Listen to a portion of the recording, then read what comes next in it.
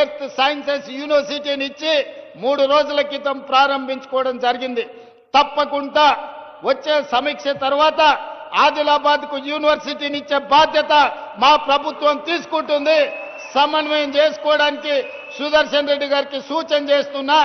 అందరితోని మాట్లాడి ఎక్కడ యూనివర్సిటీ ప్రారంభించాలనో కూడా స్థలాన్ని సేకరించండి. మా శంకర్ ఆదిలాబాద్ అంటాడు, మా బొజ్జు ఖానాపూర్ అంటాడు, మా ప్రేమ్ సాగర్ రావు గారు మంచిర్యాల అంటాడు. ఇంకా మా వివేకన్న మా వినోద్ అన్న మళ్ళీ ఎక్కడంటారో తెలియదు. జిల్లాకి ఎన్నిక నాకు అభ్యంతరం లేదు. ఇక మీరు తలా ఓ దిక్కు కూలితే నాకు కష్టం అవుతుంది. మీరు అందరు కలిసి ఒక అభిప్రాయానికి రాండి. నాకైతే ఇంద్రవెల్లిలో కడితే బాగుంటుందని అనిపిస్తుంది. నా మనసుకైతే ఆడ బావోజీ ఆడ జాతర ఉన్నది, నాగోబా జాతర, అక్కడ ఇంద్రవెల్లిలో కడితే మంచిగా ఉంటుంది.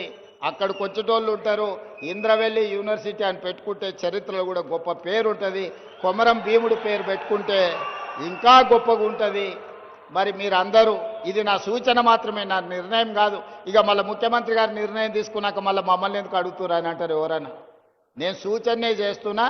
మీరు అందరూ కూర్చొని ఒక కొలిక్కి రాండి. ఆదిలాబాద్కు యూనివర్సిటీ ఇచ్చే బాధ్యత నాది. అనుమతించేది నేను, కానీ ఎక్కడ పెట్టుకోవాలనేది ఇక మీరే కూర్చొని మాట్లాడుకోరా. మళ్ళీ ఆ పంచాయతీలకు మాత్రం నన్ను లాగకండి. మీకు యూనివర్సిటీ ఇచ్చి మన పిల్లల్ని చదువుకునేటట్టు, చదువుకున్న వాళ్ళకు ఉద్యోగాలు ఇప్పించే బాధ్యత నాది. అదేవిధంగా తెలంగాణ ఉద్యమం అంటేనే నిరుద్యోగ సమస్య. నీళ్లు నిధులు నియామకాలు అన్నారు. మరి నియామకాలు ఎవరికి వచ్చినాయో మీకు తెలుసు. వాళ్ళ ఇంట్లో ఎంతమందికి ఉద్యోగాలు వచ్చినాయో తెలంగాణ వచ్చినాక మీరే చూసారు, నాకంటే ఎక్కువ. మరి ప్రజలకు రాలే. అందుకే 10 ఏళ్ళు ఖాళీలుగా ఉన్న ఉద్యోగాలను భర్తీ చేయాలని వచ్చిన సంవత్సరం నుంచే, వచ్చిన రోజు నుంచే మొదలుపెట్టి సంవత్సరం తిరిగే లోపల తెలంగాణ రాష్ట్ర ప్రభుత్వంలో 60,000 ఉద్యోగ నియామకాలు చేపట్టి ఎల్బీ స్టేడియంలోనే ప్రజల సాక్షిగా 61,000 మందికి నియామక పత్రాలు ఇచ్చినాం. గ్రూప్ 1లో మనం ఉద్యోగాలు ఇస్తే 15 ఏళ్ల నాటి ప్రభుత్వం నియామకాలు చేపట్టలే. నేను ప్రక్షాళన చేసి తెలంగాణ పబ్లిక్ సర్వీస్ కమిషన్ పెద్ద ఎత్తున పారదర్శకంగా పరీక్షలు నిర్వహించి 563 మంది గ్రూప్ 1 అధికారులను ఆనాడు సెలెక్ట్ చేస్తే కోట్ల రూపాయలు ఇచ్చి కొనుక్కున్నారని పేదోళ్ళ పిల్లల్ని, వాళ్ళ చదువులను వాళ్ళని అవమానించారు. అందుకే కోర్టుకెళ్ళి తప్పుడు ఆరోపణలు కొట్టేపిచ్చి ఈరోజు 562 మంది గ్రూప్ 1 అధికారులను తెలంగాణను అభివృద్ధి చేయడానికి, తెలంగాణ పునర్నిర్మాణంలో భాగస్వాములు చేయడానికి వాళ్ళకు ఉద్యోగాలు ఇచ్చినాం. గ్రూప్ 2లో దాదాపుగా 785 మందికి ఉద్యోగ నియామక పత్రాలు ఇచ్చినాం. అదేవిధంగా పోలీస్ శాఖ కావచ్చు, వైద్య ఆరోగ్య శాఖ కావచ్చు, వివిధ శాఖలల్లా 61,000 ప్రభుత్వ ఉద్యోగాలు తలలు లెక్కగట్టి ఎల్బీ స్టేడియంలో రాష్ట్ర ప్రభుత్వంలో ఉద్యోగ నియామకాలు చేపట్టిన చరిత్ర దేశంలోనే తెలంగాణ రాష్ట్రానికి దక్కింది. ఇవి సరిపోతాయంటే సరిపోవు.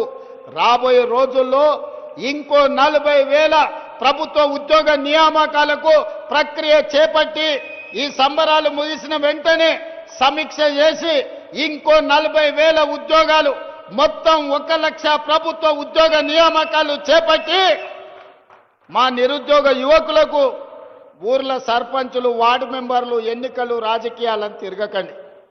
పోటీ పరీక్షలకు తయారు కాండి. మీరు అధికారులు కావాలి, మీరు డాక్టర్లు, లాయర్లు, ఇంజనీర్లు కావాలి, మీరు ఐఏఎస్లు, ఐపీఎస్లు కావాలి, తెలంగాణ రాష్ట్ర పునర్నిర్మాణంలో భాగస్వాములు కావాలి. అప్పుడే మీ అన్న రేవంత్ అన్న సంతోషంగా ఉంటాడు.